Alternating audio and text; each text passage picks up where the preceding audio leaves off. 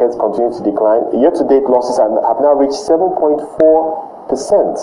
Oluwaseun Adesoye, Group Executive at TrustBanc, joins us now to review the markets. Oluwaseun, thanks so much for joining us. Thank you for having me. So the markets continue to slide. The first question I have to ask you is that, is this a buying opportunity, or do you still need to wait it out because the market could be even cheaper? Many are suggesting it's already cheap, but because of the cloud around the elections, we could see the market even slide further.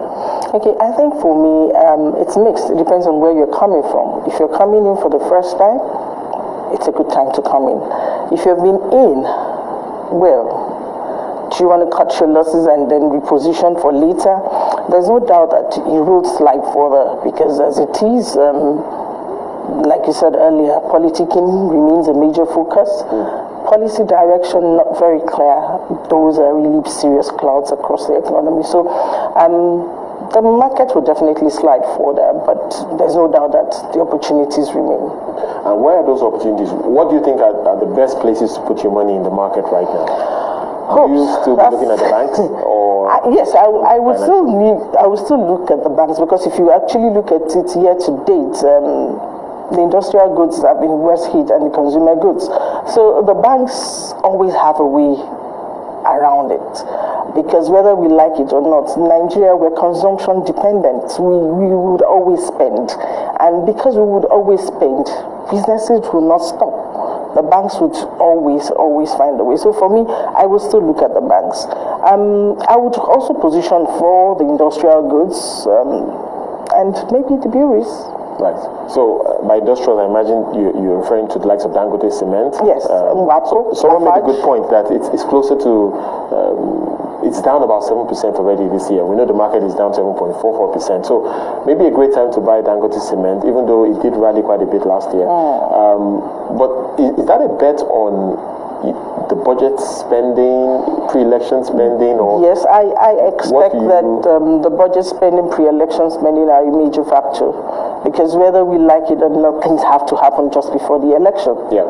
And so where would those things, where would the monies go to? So for me, I think it won't be a bad idea. You mentioned earlier that immediately after the elections, life goes on. So I think for me, it's important that you want to closely position yourself carefully and in expectation of after elections. Right. And I think one thing that could, if you like, provide some support for the market is flow of investments from the pension fund managers, because we do know that it is multi-fund structure that should drive some investments into the market. So my sense is that if the market continues to slide, the market gets cheaper, long-term oriented investors should begin to pick up those shares. Would you agree? Yes, absolutely. For me, if you're willing to wait from now till after elections, then it's unlikely you're going to miss it. It could be a long, rough ride, but there are opportunities, like I said earlier. So if you look at it vis-a-vis the pension managers coming into the market, what better time can it be? The market is already cheap. It can get cheaper, yes, but the cheaper it gets, the more opportunity portends. What do you think the foreign investors are likely to do, though? Because we know this market is still liquidity driven, and foreign investors have played a huge part there. If they begin to sell, the market will come down. If they are exiting Nigeria, obviously there's going to be more pressure on the market. We've seen their activities so far this year. In the last 3 months, I think they've shown their hand, if you like.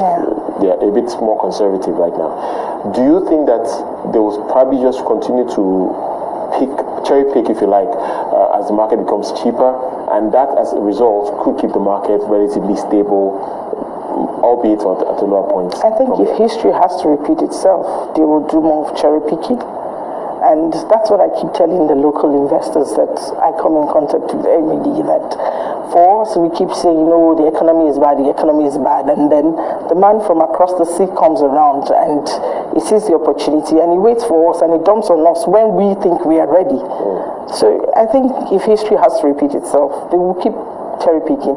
Yes, the markets will keep dipping down, but in all of that, there would always be chances to make good money, in and out. All right. Well, sure.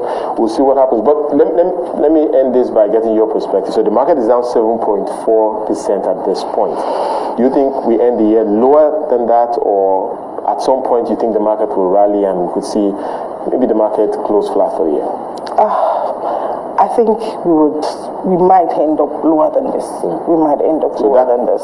All that cloud of pre-election uncertainty will just continue until we have the polls. Because really, I can't see any news that would. Any seasons are over.